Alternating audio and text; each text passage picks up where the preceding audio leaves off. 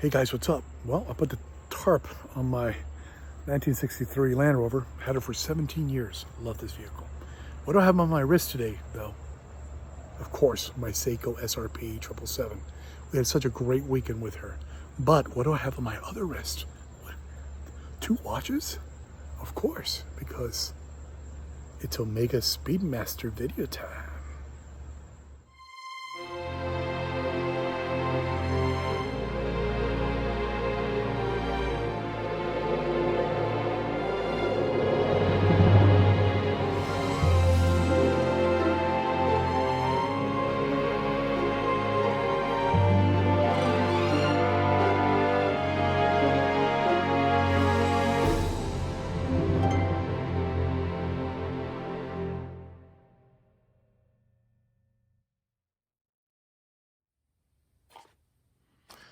Hey guys, okay, so before we begin into the wonderful history of these 2 watches, we shall do a wristwatch check.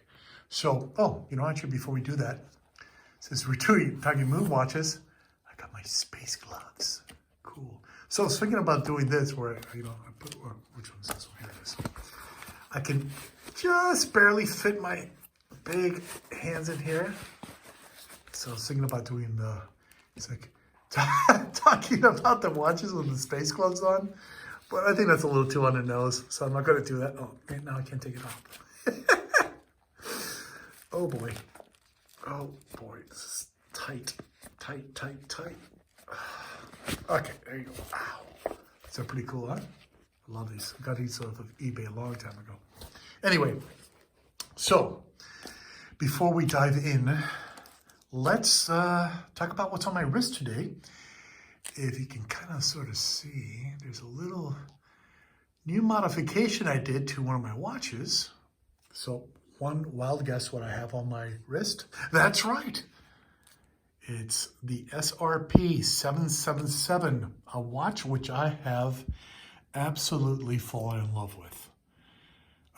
Like I've said, I can't believe I've never had this watch, and the version of the watch, which would have been when I graduated high school in '87, they were making the 6309-7040, which is basically, this is the reissued of that watch as the SRP 777. So back then I was really into, space and flying. So I went with my grandmother asked me, what type of watch you want, and I told her a chronograph. I should have gone with the SRP, but I do love my Breitling chronograph. And this watch has just been, oh man, I really don't have words for it. I love this watch. This watch is fantastic. You know what? Let me turn this light over here. Maybe I can get it better. I'm getting a little yellowish, right? Feels a little yellowish. A little bit better. So I gotta get better lights. And this weekend, as you can tell, here we go Monday, and we just had a big rainstorm. But this weekend was its inaugural Red Sunday. As you know, when it turns Sunday, it turns red. Saturday is actually blue. And the rest is just black, Monday, Tuesday, Wednesday. And I took it on its maiden voyage out into the ocean. I did a quick trip on the boat from the boat ramp to my friend's house. But this time I went from my friend's house and I went out into the bay. And let me tell you, had a nice little adventure because I got a little drunky poo the night before on Belvini 14 Caribbean cask, which is delicious. If you guys like whiskey, definitely get it. And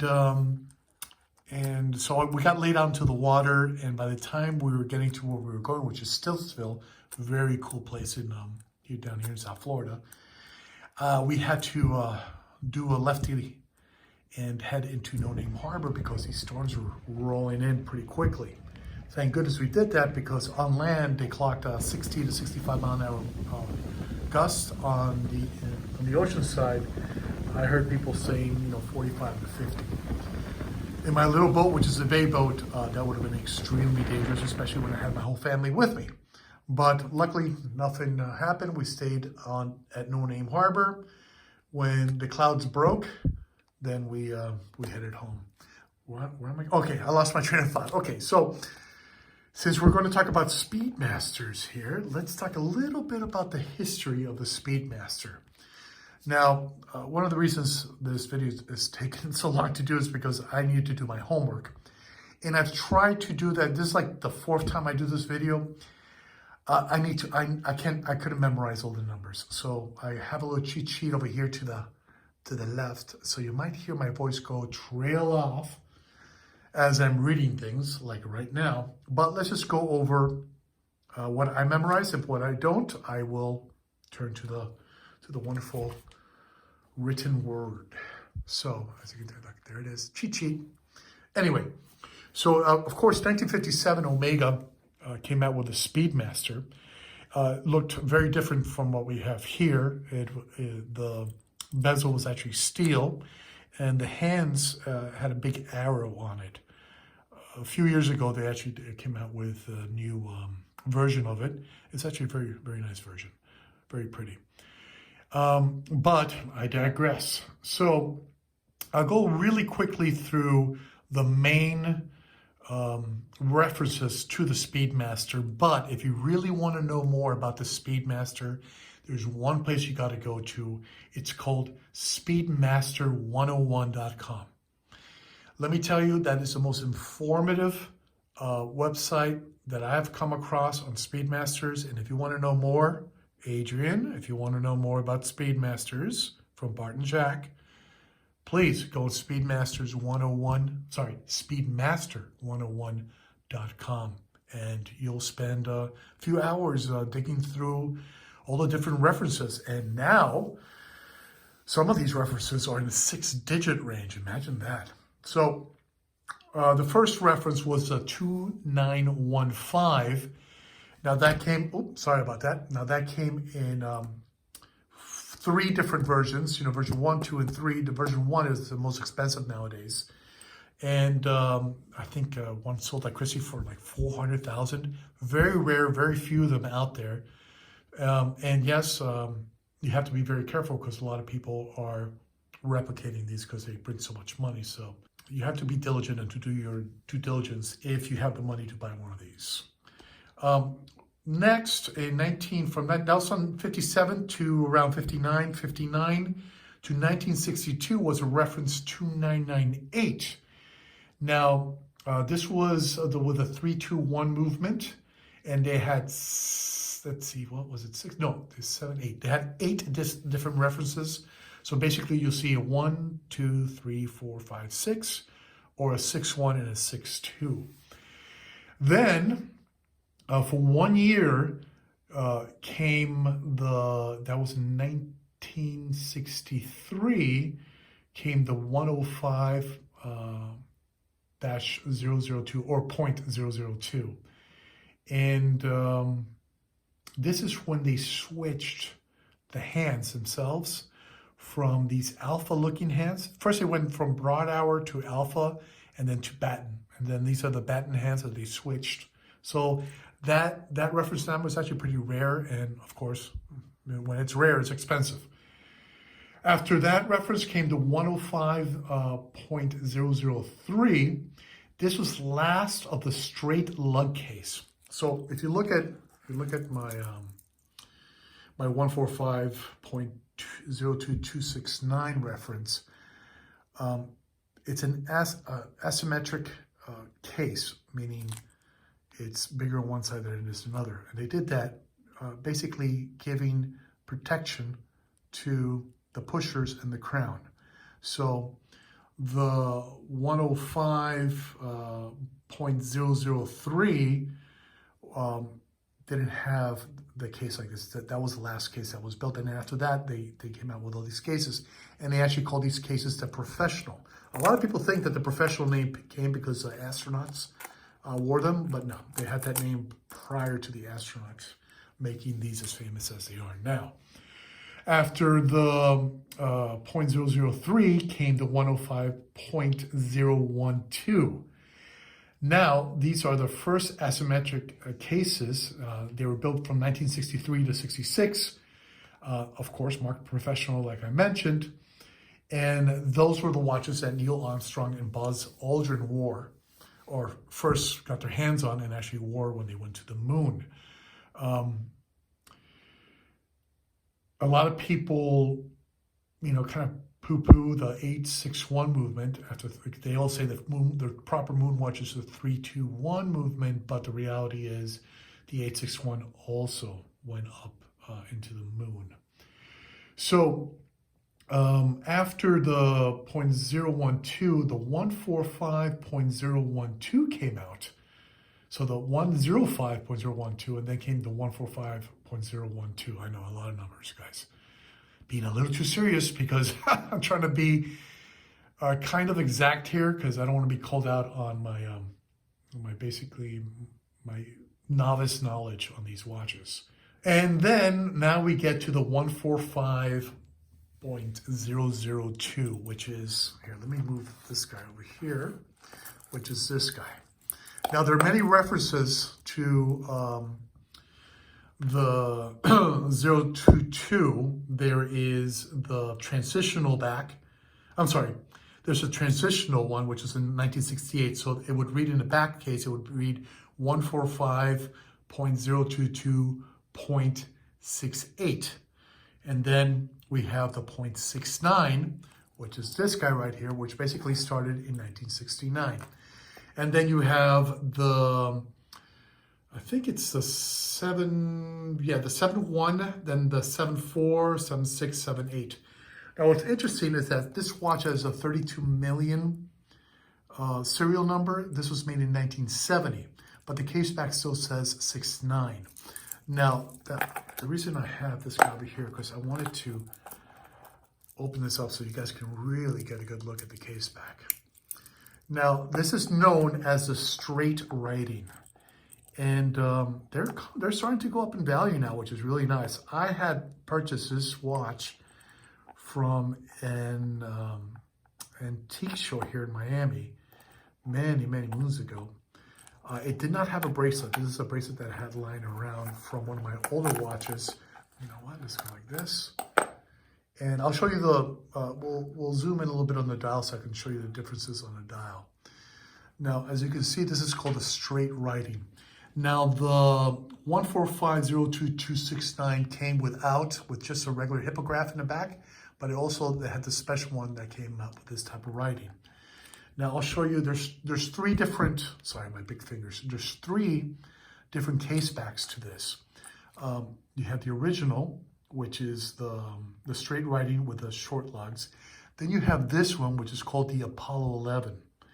Now, this case back is worth a lot of money. They're going for about $14,000, $15,000 now. I believe I saw one on eBay about last week when I was doing all my research, and I was like, oh my God, there's one. But I do not have $14,000, so I'm not going to get it. And Omega still makes these reproduction case backs. So the way you can tell is if you look at where you put in the case opener, see, look at the difference. That's a short lug and the long lug. I guess you want to call them lugs. And that's how you can tell the difference. Also, the writing, it's a little bit thicker. It's not... the reason I'm doing this video is I want you guys to actually see these two differences. That way you can tell when one is not going to be real. Because since this is in a 32 million serial number range, and there's also, it started off in 69, which is a 31 million serial range. Some nefarious people buy this and they put it on a 31 million or 32 million serial number, and they pass it off as original, and it is not. So just be wary, guys. If you want to get one of these, if you know, well, you can make this look old, but number one sign is if these guys are the long ones, then it's a reproduction one. Buyer beware. And also, you can kind of sort of tell the font is a little bit bigger than on the original one. So onto the front, if you, let's go this way. If you zoom in, you will notice that at the indices, it's actually stepped. In 1974 is when the step went away. So I believe in the 33 million range, 33, 34 million range. That's when the step went away. So that's another tell on this watch, is if it doesn't have the step, then it could be a fake as well. I wore this watch a lot. I really enjoyed wearing this watch. And now she's basically a safe queen because the value of this watch has gone so far up that, you know, I just can't. I don't want to risk damaging it, which leads us to my fear of damage. Come on, get in that hole. There you go. This being the first man on the moon, of course, as you guys know, I also have, let's put you over here for a second. I have the last man on the moon. Reference number, oh man, I don't have the paperwork for it. Do I have the paper? No, I don't have the paperwork here. It's 357-100. You know what? I'll put it right here. That's the reference number. This is when the last one to the moon, and they made 3,000 of these. This is the 30th anniversary. This one is serial number 0525. And E.A. Cernan went on Apollo 17. So here it is, last man on the moon, 12/14/1972. Unfortunately, I do not have box. I do not have papers for this. It is all original. And I bought it to compliment this one, but I also bought it because I kind of stopped wearing this one and I started wearing this one and enjoying it. And some might say I was enjoying it a little bit too much. If you guys look carefully, you'll see that the hands kind of look a little bit wider than the sides, and you would think it's not tritium, so why is it, you know, faded out? Well, it's faded out for one particular reason. I was on vacation with a family down in República Dominicana, and yes, I took it into the water, into the salt water, not even pool water, salt water. And there I was swimming, having fun with the kids. I get out of the water. I lay down on my towel, and then one of the kids goes, "Look, Dad, your watch looks funny." Well, my watch looked funny because this pusher fell out, and it let in a whole bunch of water. Now, if you don't want to cringe, please do not look at these pictures. But it was pretty bad, guys. The water went in, and then I panicked, and it was a Saturday. We were leaving on Monday. I couldn't find a watch. We were pretty far away from the main city, so there was no watch repair guys around.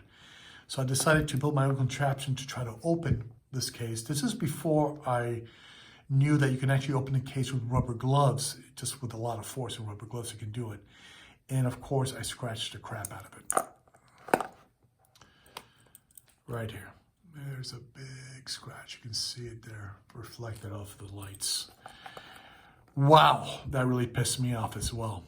But, you know, what are you going to do? So I contacted Al from Archer Watches. The guy is a master watch repair guy.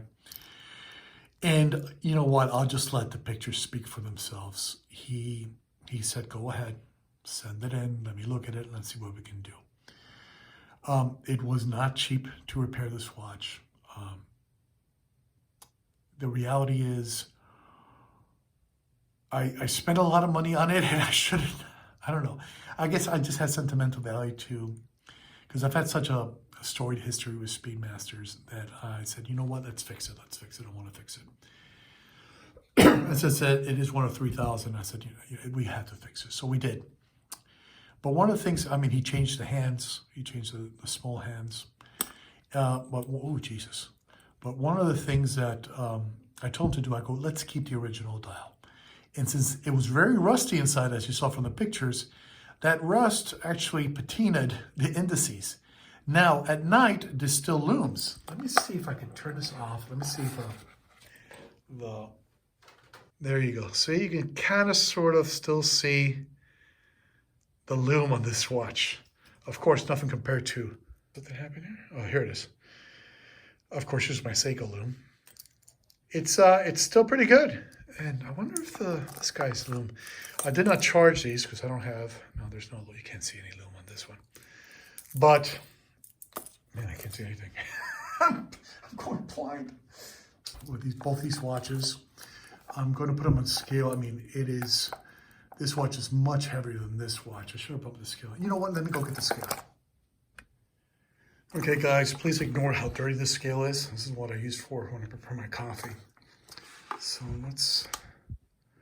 coffee grounds everywhere. So we shall start with the 2003 model. 146, and of course from 1970. 103, so it's a pretty substantial difference. You can also tell just by, well, the thick, you know what, since I got them both here, the measurements are basically going to be the same, but I think the thicknesses are definitely different. So we're talking 14 mils, really? Yeah, 14 millimeters. Okay, let's see. Oh yeah, much thinner. And this guy is at 13 mil, so 1 mil thinner. And you can tell, I mean, it definitely wears much heavier on the wrist. With these guys, if you guys can get, from the 2000s, $3 grand, $4 grand, you can get really decent ones, and they're just such fun watches to wear. Here, let me take off my Seiko. He's taking off the Seiko. Oh my goodness. Put you there. Okay. You know what? Let's put them together. The Seiko is 44.3, and the Speedmaster is 42. So, and the Seiko actually wears much smaller. The Speedmaster is probably going to look bigger on my wrist. You see? Yeah. Well, kind of the same. So there is. Let me tell you, even though I'm never going to sell this watch because of the damage that was caused to it, so I'm just going to give it to my little guy. It looks really good with that lumen. I'm really enjoying it. But you can tell, I mean, I use my watches, guys. And here is, the 2003 model. Let's put on the 1971.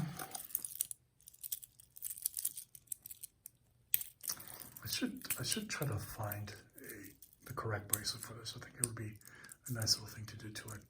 Yeah, gosh, it wore so much lighter. Something just fantastic about these 70s watches. I just love them. Guys, if you like what you hear and see, please don't forget to subscribe. Hit that little bell notification for when, you know what, might as well put this guy right next to him.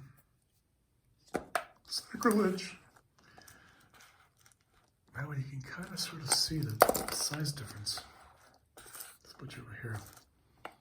As I was saying, don't forget to subscribe, guys. Until the next watch.